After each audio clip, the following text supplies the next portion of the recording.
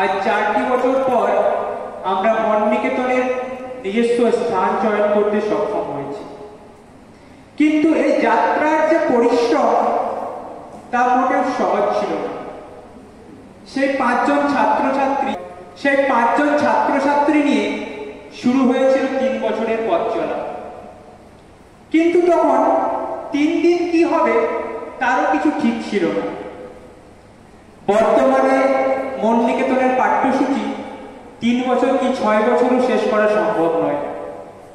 তখন না ছিল ক্লাস করার মতো কোনো সূচি, না ছিল ক্লাস করানোর মতো ঠাঁই।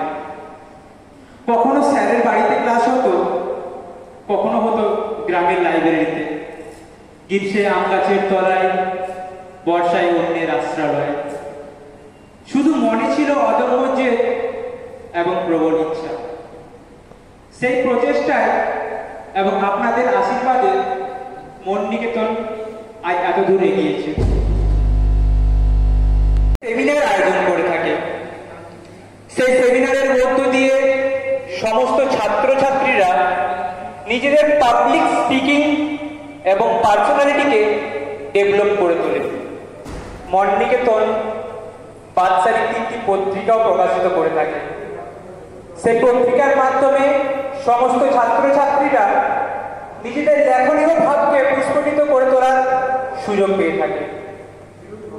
আমরা মননিকেতনে প্রজাতন্ত্র দিবস থেকে শুরু করে সরস্বতী পুজো, বসন্ত উৎসব, স্বাধীনতা দিবস, দীপাবলি, ক্রিসমাস ডে প্রভৃতি বিশেষ দিনগুলি উদযাপন করে থাকি। কারণ মননিকেতনের মনে আমরা উৎসব পালন করব, কিন্তু তা জানার সাথে। এবং আগামী দিনে মননিকেতন পরিবার দুর্গাপুজো উদযাপন করার প্রচেষ্টায় রয়েছে। সেই দুর্গাপুজোকে কেন্দ্র করে আমরা শিশুদের মনে আনন্দ ঘটাতে নববস্ত্র প্রদান করে থাকি। সেই নববস্ত্র এবার দেখে নেব দিশা ঘোষকে একটা আবৃত্তি পাঠ করার জন্য। শিক্ষা দিল উদার হতে পারে, কর্মী হবার মন্ত্র আমি বায়ুর কাছে পাই। পাহাড় শিখাই তাহার সমান হয়ে যায় খোলা মাঠের উপদেশে খোলা হয় তাই। সূর্য আমায় মন্ত্রণা দেয় আগুন দিতে চলতে। যে কাজটি করা হয় মননিকেতনে, ছাত্রছাত্রীদের পার্সোনালিটি ডেভেলপমেন্ট করানো হয়। আসল কথা এটা তো করা যায় না, এটা একটা প্র্যাকটিসের ব্যাপার এবং সুযোগের ব্যাপার। দ্বিতীয় যে কাজটি করা হয় এখানে বলার অভ্যাস তৈরি করা হয়। আমাদের বেশিরভাগের ক্ষেত্রেই দেখা যায় যে বলতে গেলে খুব অসুবিধার সম্মুখীন হয়। অনেকের হাত পা কাঁপে, একটু নার্ভাস লাগে। আমার ক্ষেত্রেও প্রথম সেই ব্যাপারটা হয়েছিল। এখন বলতে বলতে কিছুটা স্বাভাবিক হয়েছি। সেরকম ভালো বক্তা আমি নয়। তো আমাদের আরেকটি প্রধান আজকে কাজ আছে, সেটা হচ্ছে মননিকেতন পত্রিকার প্রকাশ হবে। আমাদের প্রতিষ্ঠানের পক্ষ থেকে 2টি পত্রিকা প্রকাশিত হয়। একটা ষান্মাসিক, সেটি হচ্ছে মনোবীণা। সেই মনোবীণা পত্রিকাটি ছোট বড় সবার জন্য, সবার ভালো লাগার একটি পত্রিকা। পড়ে দেখতে পারেন, যারা পড়েছেন তারা জানেন। সেখানে ছড়া, কবিতা, সায়েন্স, রান্না বান্না, ভ্রমণ, অঙ্ক এইসব বিষয়ে অন্তর্ভুক্ত থাকে। আর মননিকেতন পত্রিকাটি মূলত প্রবন্ধের পত্রিকা। এখানে বিভিন্ন ধরনের প্রবন্ধ থাকে, তার মধ্যে বেশিরভাগই থাকে স্পিরিচুয়াল এবং মোটিভেশনাল। তাছাড়া এবার থেকে আমরা প্রবন্ধের নতুন একটা বিষয় যোগ করেছি এই আমাদের পত্রিকায়, সেটা হচ্ছে গ্রন্থ আলোচনা এবং ভ্রমণ কাহিনী। সেই পত্রিকার আজকে উদ্বোধন হবে এবং পত্রিকাটি আজকে উদ্বোধন করবেন বীরভূমের বিখ্যাত কবি, সাহিত্যিক, গীতিকার ও সুরকার মাননীয় ভুবন বন্দ্যোপাধ্যায় মহাশয়। এইটুকু বলে আমি আমার কথা শেষ করি। মেডিটেশন আমরা যে মেডিটেশনটা করি তার নাম হলো mindfulness meditation. It's a Buddhist technique, Gautam বুদ্ধের প্রবর্তিত একটি মেডিটেশন টেকনিক। সেটাকে আমরা করি মাইন্ডফুল মেডিটেশন। আমাদের সেশন হয় 20 মিনিটে। তো আমরা এখানে ডেমো দেখাবো একটা 5 মিনিটের মধ্যে অতি সংক্ষিপ্ত যে কীভাবে মেডিটেশন করা যায়, এবং ম্যাক্সিমাম 10 থেকে 15 মিনিট মেডিটেশন করলে মেন্টালি একটা ফ্রেশনেস আসে, রিচার্জ হয়, মন শান্ত হয়। আমরা জানি শান্ত মন শক্তিশালী মন। মনকে শান্ত করার কাজ হলো মেডিটেশন। মেডিটেশন করলে মন শান্ত হয়, আর শান্ত হলে মন অটোমেটিক্যালি শক্তিশালী। শক্তিশালী করতে হয় না, মনটাকে শান্ত করতে হয়। সেটা ডেমো দেখা যাচ্ছে মাত্র 5 মিনিট। তো নিজের প্রতি বিশ্বাস না থাকলে আমরা কোনো কিছু করতে পারি না। তার কারণ আমরা জানি আমাদের নিজেদের মধ্যে কি শক্তি অন্তর্নিহিত আছে, সেটা একমাত্র আমরা ভালোভাবে নিজেরাই উপলব্ধি করতে পারি। আর এই নিজেরাই উপলব্ধি করতে পারি বলে আমরা সঠিক মনোভাবের মাধ্যমে সামনের দিকে এগিয়ে যেতে পারি। কিন্তু সকল ব্যক্তির মনোভাব সমান না, ব্যক্তি বিশেষে ভিন্ন ভিন্ন হয়ে যেতে পারে। কিরকম তার সঙ্গে একটা গল্পের মাধ্যমে বোঝানোর চেষ্টা করছি। আমাদের এখন যেমন বিদ্যালয় বা স্কুল রয়েছে,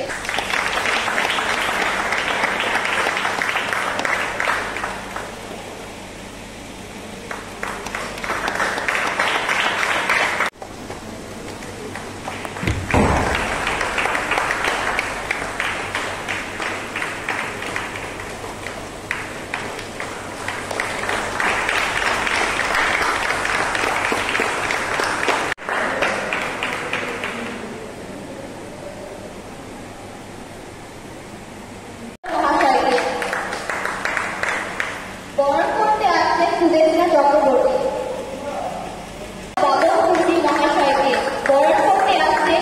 আশা করতে তারা কোনো সারা জীবন এইভাবে এগিয়ে যায় এবং নিজেদের লক্ষ্যে পৌঁছাতে পারে। তাদের ডেকে নেব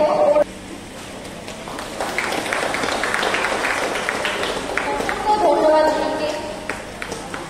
আমরা মঞ্চে আহ্বান করে নিচ্ছি চিত্রুরে উপেন্দ্রনাথ উচ্চ বিদ্যালয়ের ছাত্রী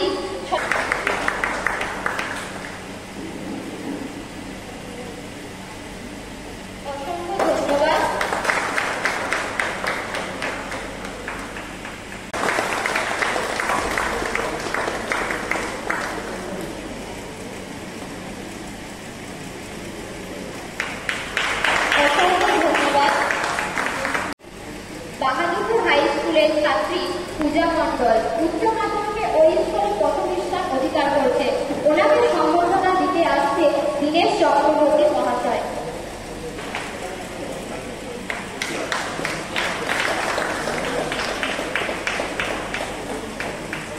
অসংখ্য ধন্যবাদ। ওই স্কুলে প্রথম স্থান অধিকার করেছে। ওনাকে সম্বর্ধনা জানাতে আসছে অমিত ব্যানার্জি মহাশয়।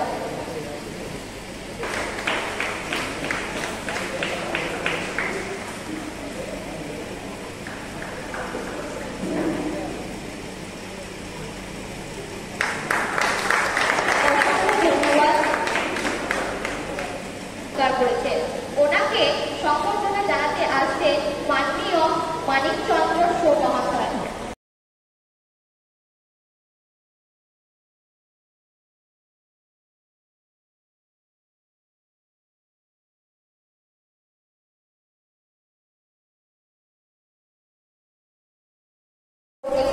মাধ্যমিকে প্রথম স্থান অধিকার করেছে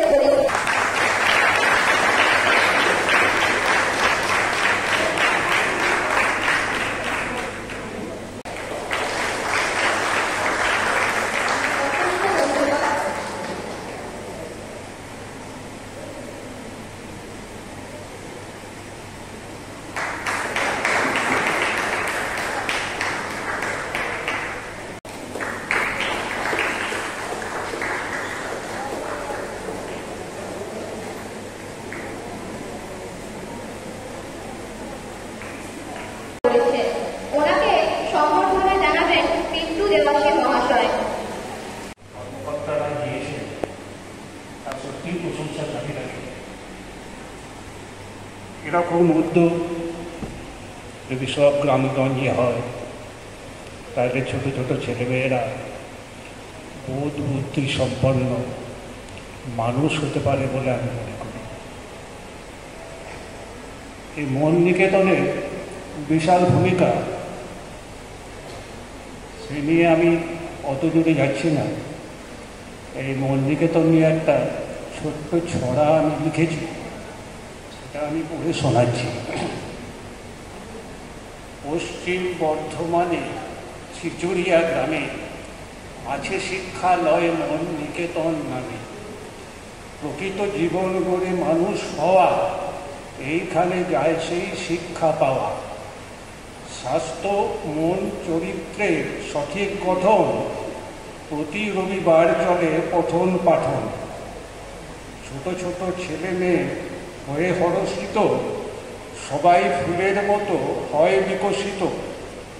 মহৎ প্রয়াস এটা, মনে ভাবি তাই উদ্যোক্তা সবাইকে কুর্নিশ জানায়।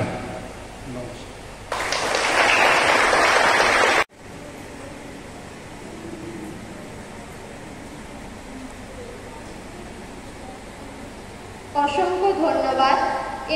এবার আমরা মঞ্চে আহ্বান করে নেব মাননীয় তীর্থমণ্ডল মহাশয়কে কবিতা পাঠের জন্য। সেই আমার একটা লেখা থেকে, স্বরচিত লেখা, সেখান থেকে আমি পাঠ করে আপনাদেরকে শোনাচ্ছি।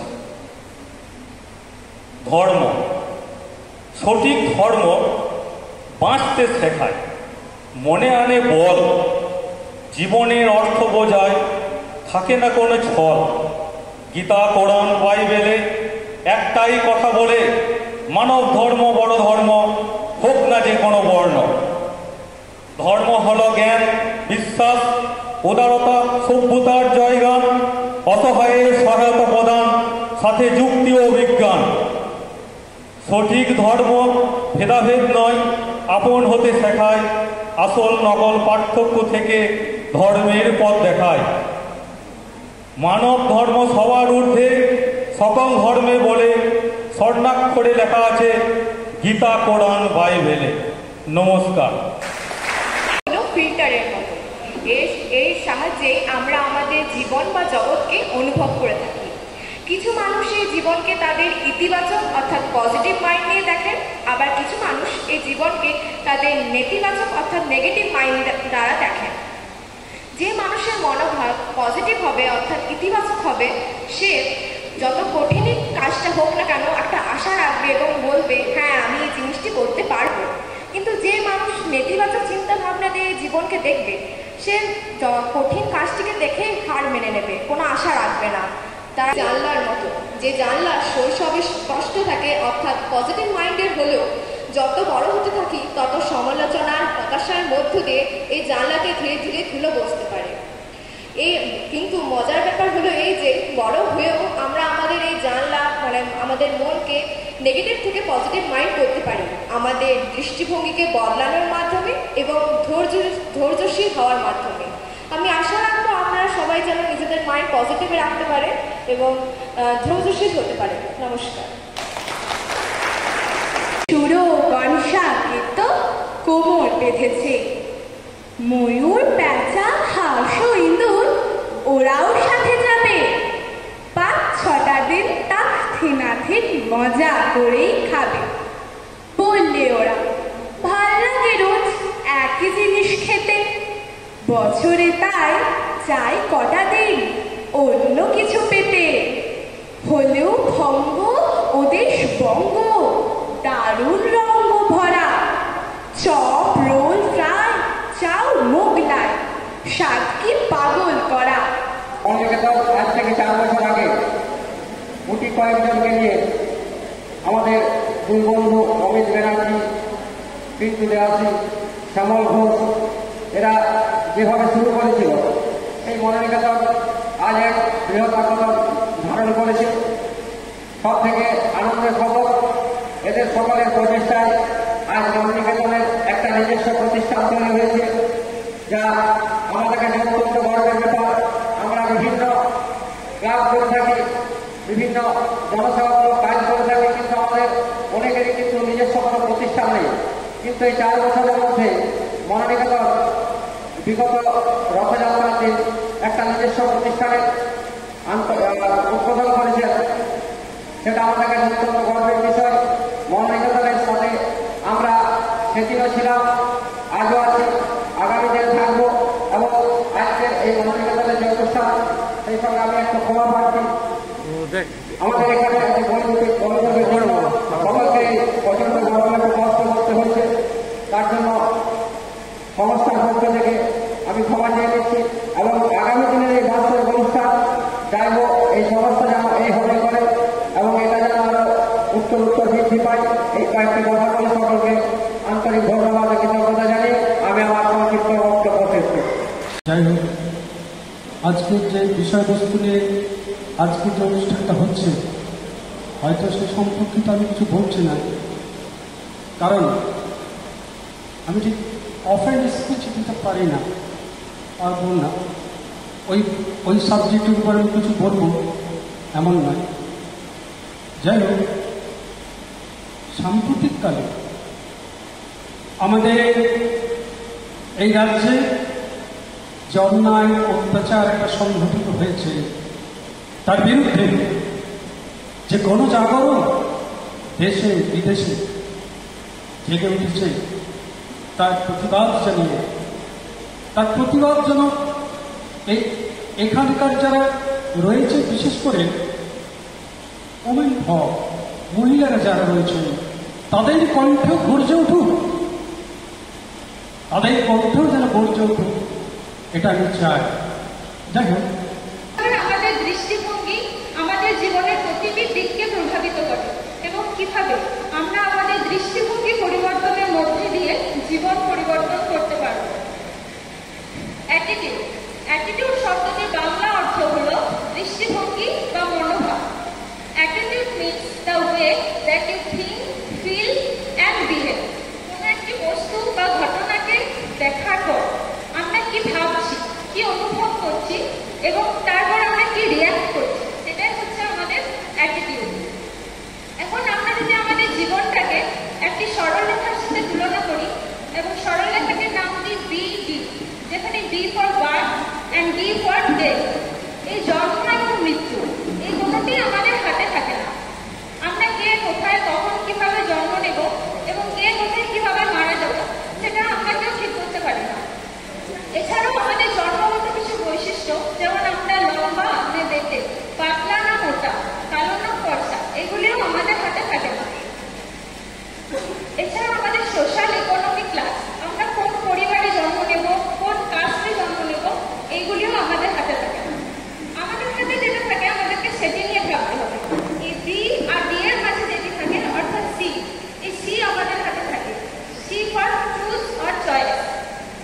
এই চয়েসের উপরই নির্ভর করে আমাদের অ্যাটিটিউড, আমাদের ভবিষ্যৎ জীবন।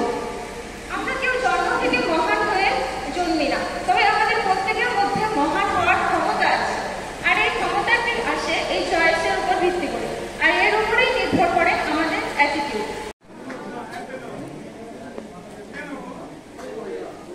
দাদা, আপনারা কোন স্কুল থেকে এসেছেন? কেদা। আর আপনার মেয়েরা করেছে নাকি? আচ্ছা আচ্ছা। মাধ্যমিক কত পার্সেন্ট ছিল? 75। অনুষ্ঠানটা কেমন লাগলো?